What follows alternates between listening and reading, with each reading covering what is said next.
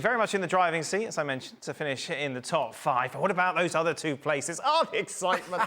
Here we are then. Newcastle, Chelsea, Aston Villa and Forest, of course, are battling it out for those 2 places. Forest somewhat shooting themselves in the foot yesterday after that defeat against Brentford. For Chelsea, they've got Liverpool this weekend. By the way, I can't get away from this top 5. Why? Because we come in here and we're sort of infatuated with the top 5 because you are.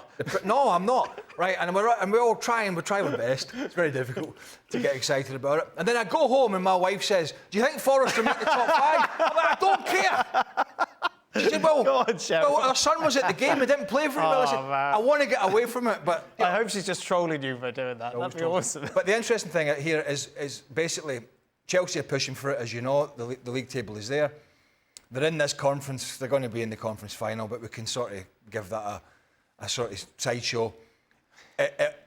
It'll come down to what shape are Liverpool in. Surely they're in a can't-be-bothered shape, can they?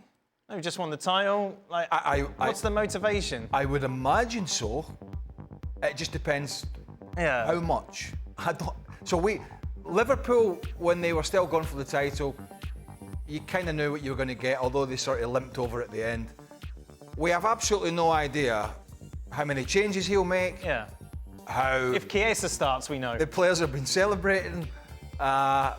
What mindset they're in, because there's nothing else for them to play for. So this is a difficult scenario for them.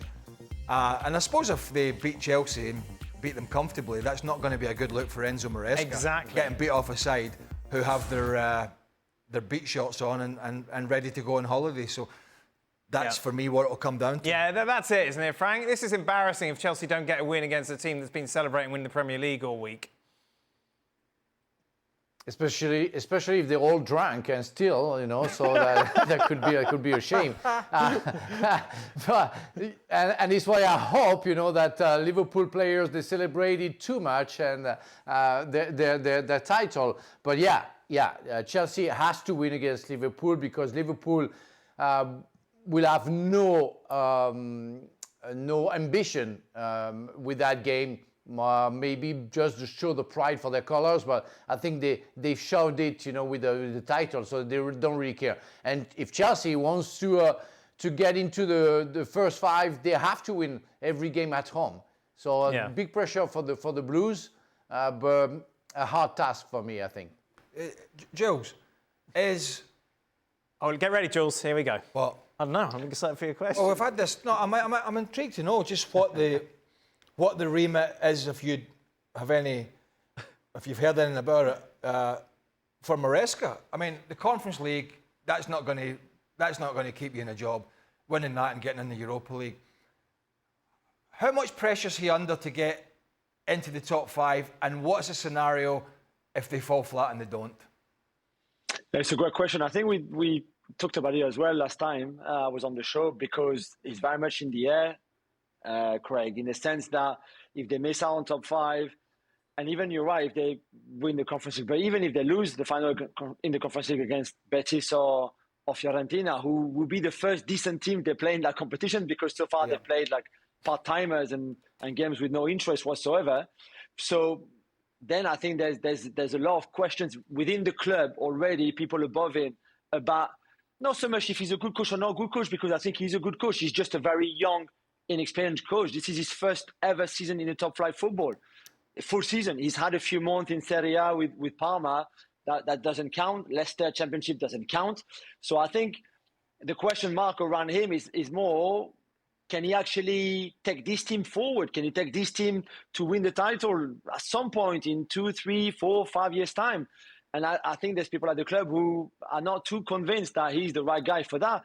Is he the right guy to develop young players? I think we all know that more experienced managers are probably better for young players, because as an experienced manager, you don't make some of the mistakes that we saw Maresca make this season, because he's a young manager. And young is not very good either. So I think there's still a lot of uncertainty around his future. But if he finishes top 5 and win the Conference League, I think that probably earns him another season.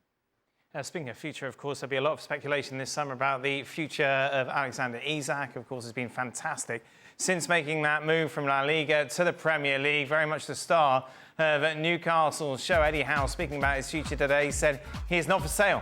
From my perspective, I want to build a squad and I want the strongest squad possible for next season. There's a lot to look forward to here. Hopefully, the end of the season is crucial for us. Newcastle, of course, away against Brighton before that big game against Chelsea. I get a feeling this is something we're going to be talking a lot about, Jules, yeah? Yeah, and I think Eddie Howe is watching right now, so we can tell him you're not going to decide anyway. So we don't really care what you think, who you want to keep. It's not your call. So it's not on you.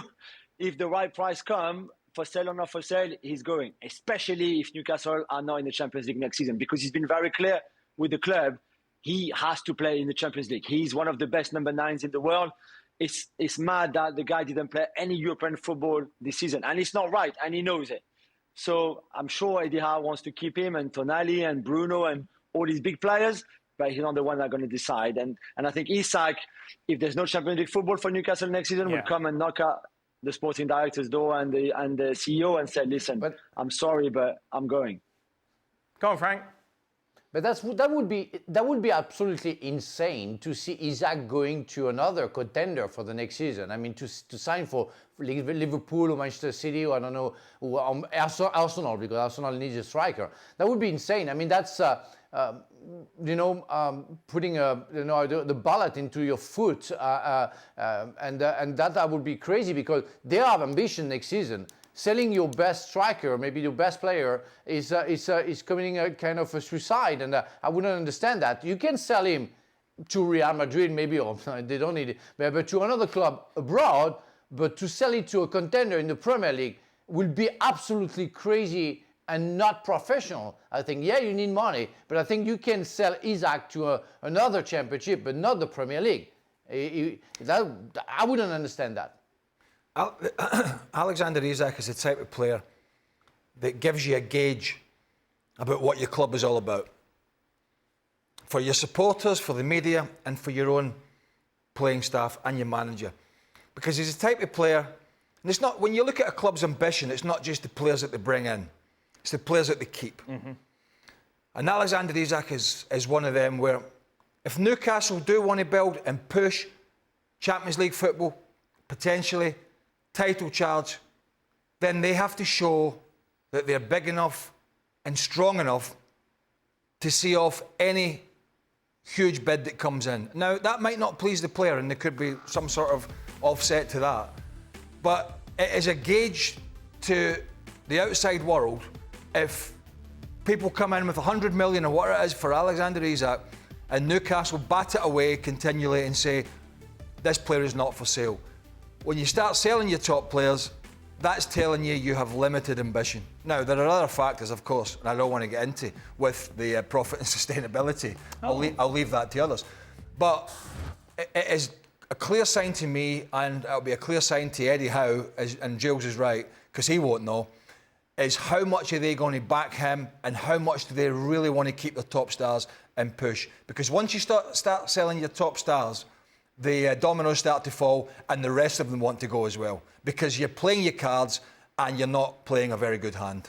Let's just remind you, shall we, of all the games that are coming up in the Premier League this weekend. Aston Villa, of course, looking for a result. They're taking on Fulham, Everton against Ipswich, Leicester against Southampton. Arsenal, meanwhile, taking on Bournemouth. Sunday, Brentford against Manchester United, Brighton, Newcastle, West Ham, Spurs, Chelsea, Liverpool. Then on Monday, big game for Forest. They're at Selhurst Park to take on FA Cup finalists.